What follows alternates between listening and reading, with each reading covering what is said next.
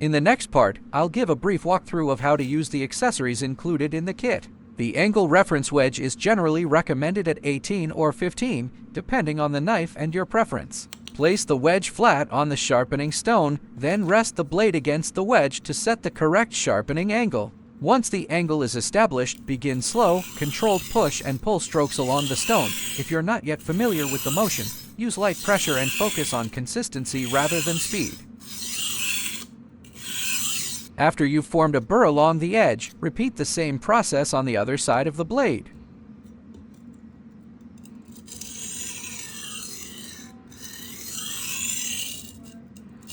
Once a burr has also formed on this side, you can move on to the next step and start using the leather strop.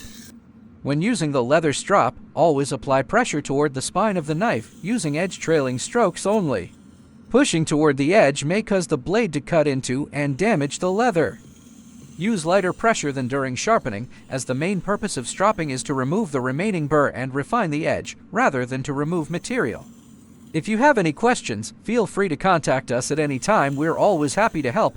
We wish you smooth sharpening and razor-sharp results. Happy sharpening!